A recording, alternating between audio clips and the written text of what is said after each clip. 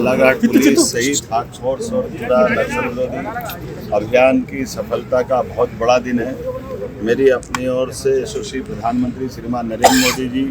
माननीय गृह मंत्री जी के उस आह्वान के लिए आज हमारी पुलिस ने बड़ा काम किया है,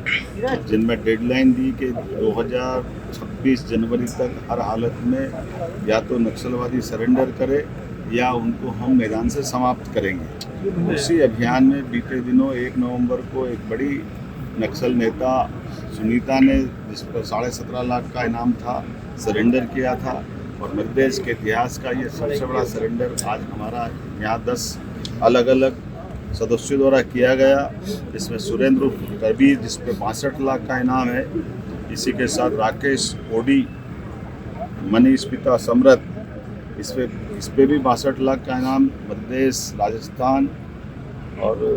महाराष्ट्र पुलिस द्वारा, तीनों राज्य की पुलिस जिनको ढूंढ रही थी। समारोह, इस पे 14 लाख का इनाम, सलिता और सावित्री, इस पे 14 लाख का इनाम, विक्रम और हिडमा, इस पे 14 लाख का इनाम, लाल सिंह मरावी, इस पे 14 लाख का इनाम, शिल्पा निप्पो, इस पे 14 लाख का इनाम, जरीना जोगी मुसाक, इस पे 14 लाख का इनाम,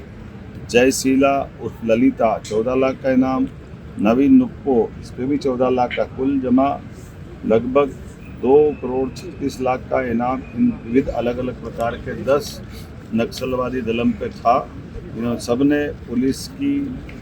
योग्य कार्रवाई के कारण से अपने आप को सरेंडर किया है। मध्य प्रदेश सरकार सारे अभी भी बचे हुए जो कुछ,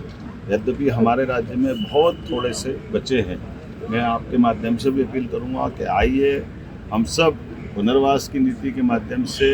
उनके जीवन की भी गारंटी लेंगे, लेकिन ये समय सीमा भी है और यशस्वी प्रधानमंत्री श्रीमान नरेंद्र मोदी जी और गृह मंत्री जी का हमारा सबका संकल्प है कि हर हालत में हमारी धरती पर नक्सलवाद का हम खात्मा करके रहेंगे। तो मैं एक बार फिर आज इस बालाघाट के सारे पुलिस अधिकारियों को, सभी प्रकार के हमारे वरिष्ठ अधिकारियों को, पुलिस जवानों को, सरकार के माध्यम से हम सभी प्रकार के अभियान चलाने के लगातार सतत रूप से उसकी चिंता भी कर रहे हैं और कई कारणों से जनता की जन कल्याणकारी योजनाओं के लिए भी नीचे तक उतारते हुए। एक और ख़ास बात, हमारे राज्य के अंदर आज भी जिन्होंने समर्पण किया है, ये हमारे दबाव के कारण हुआ है और इसमें से अधिकांश लोग हमारे गैर मध्य प्रदेश के हैं, लेकिन हमारे राज्य के अंदर हम किसी प्रकार की गतिविधि नहीं चलने देंगे, यह उसका परिणाम। उम्मीद करते हैं अगर और भी कुछ बाहर के बच्चे होंगे तो उनसे मुक्त कराएंगे। हमारे 2 साल के चले हुए अभियानों में डिंडोरी मंडला तो पूर्णतः नक्सलवादी गतिविधि से मुक्त पाया गया। आज के बाद हमारा ये बालाघाट का भी करीब पूरा हिस्सा और खास करके थाना बांधवगढ़, ये जो हमारे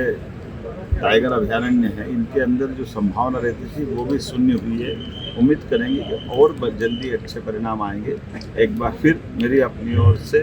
सभी अधिकारियों को बधाई। सर, जो छत्तीसगढ़ के मुख्यमंत्री साहब बात को लेकर कोई रणनीति, हमारे राज्य के निकटवर्ती राज्यों के मुख्यमंत्री से तो मिलना ही है लगातार, लेकिन ये एक समेकित अभियान चल रहा है जो केवल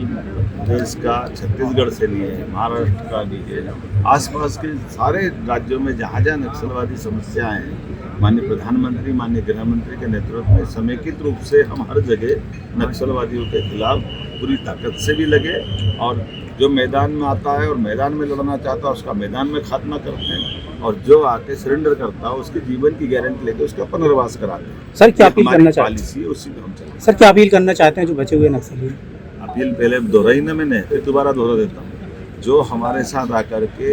हथियार का समर्पण करना चाहता है तो उसकी जीवन की गारंटी हमारे द्वारा ली जा रही है। उसके जीवन के पुनर्वास को लेकर के सभी प्रकार के आजीविका के लिए जुड़े हुए जो ज़रूरत होगी वहाँ भी मदद करेंगे, मकान से लगा करके बाकी चीज़ों की चिंता करेंगे, इनाम भी देने वाले हैं और उसी के अलावा भी और कहीं कोई किसी प्रकार की कष्ट होगा उसमें भी हम खड़े हैं। लेकिन हथियार उठा करके जो संघर्ष की इच्छा रखते हैं उनसे हम दबने वाले नहीं, उनको ठिकाने लगे।